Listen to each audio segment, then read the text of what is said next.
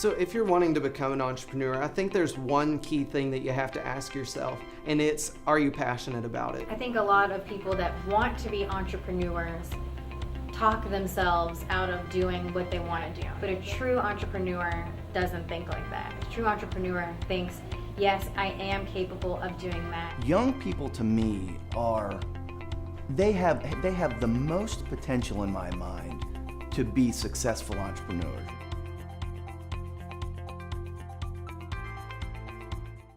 When I was 16, I invented, developed, and patented a holistic prosthetic device that has the potential to eliminate phantom limb pain in amputees.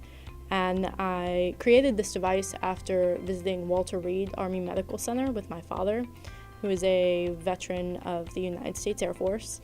And just walking into this military hospital, I met a lot of very young amputees who were returning from Iraq and Afghanistan.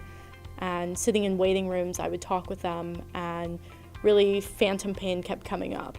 And it's a pain where no drug exists on the market to treat it. Most amputees are commonly prescribed antipsychotics and barbiturates, which are very expensive, and they have a high addiction rate.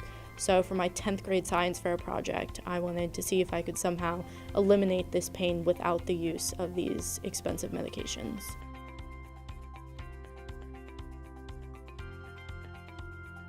There were a lot of people who inspired me and a lot of people who have supported me. Definitely my 10th grade science teacher, Mrs. Estevez. She told us that year that our science fair project had to be worthy of the Intel International Science and Engineering Fair to get an A. And so that really got me thinking, what are some problems in my community that I see every day? And growing up in a military family, that was the realities of war were very real to me. And so that really got me thinking about what I could do to impact this community. And so she really started everything off. And then my dad's military service has always been a big source of inspiration. And I meet people every day who inspire me to be better, to work harder, to create more things, to alleviate problems that people experience every day.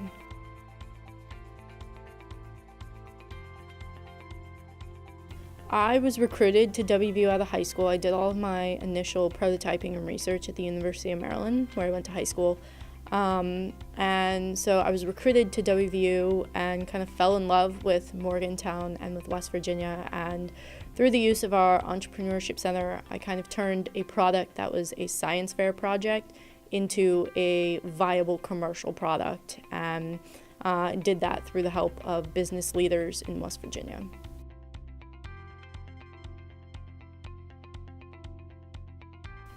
It's been a very long process over about 6 years. So, we started out with prototyping. So it's gone through about 4 or 5 different generations of prototyping at this point. And basically the entire idea is that I incorporated the concept of thermobiofeedback into the prosthetic socket, which is just very concentrated and controlled heat, and it stimulates severed nerve endings in the residual limb, and it forces the brain to focus on this heat rather than to continue to send signals and commands down to a limb that's no longer there.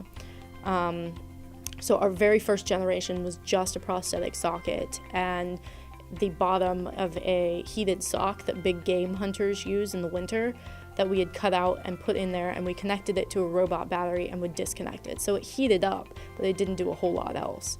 And then our second generation from there, we started incorporating wireless technology. And then our generation, we're on 3rd or 4th today, it's all wirelessly controlled through a remote that's about as big as your car remote to get into your car.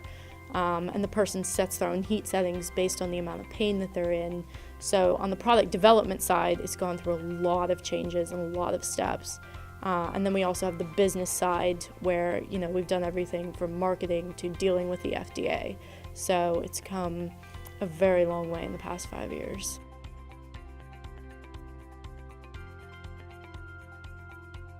I qualified in 2009 and 2010 to represent the state of Maryland at the Intel International Science and Engineering Fair. And this is the world's largest pre-collegiate science fair. And there are over 1,500 students from 70 countries. It is really the top academic competition in the country. And It's put on by companies like Intel and Google and Cisco Networking.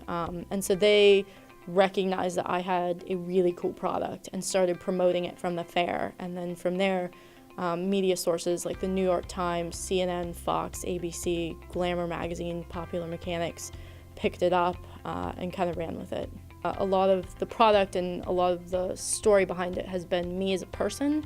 And so I think it's given social media like Twitter and Facebook has given a lot of people an outlet to contact me and to let them know their stories. And I'm dealing with, veterans who've, been blown up in war, to cancer survivors, to children who've gone through traumatic accidents.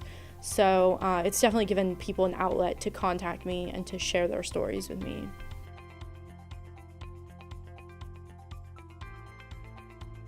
There were a lot of unknowns with this product. First of all, I was 16, so people didn't take me very seriously.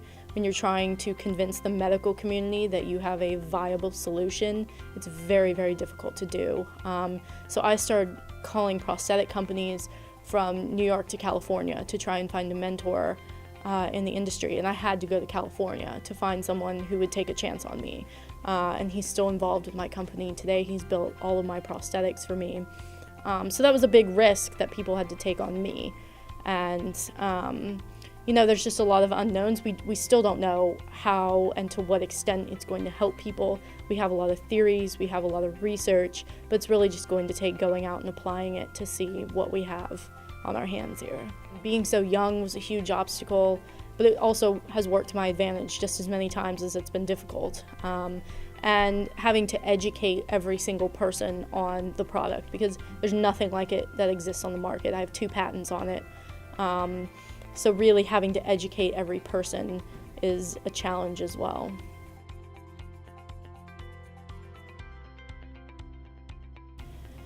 I would say find what you love and then surround yourself with people who know more than you do. That's what I did.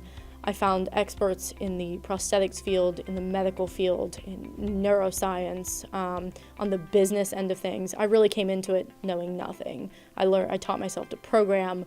I taught myself the engineering with a lot of help from other people. So I would say finding experts in the field can add a lot of credibility to what you're doing, especially if you're young. But there are a lot of people out there who are willing to help you. You just have to ask them.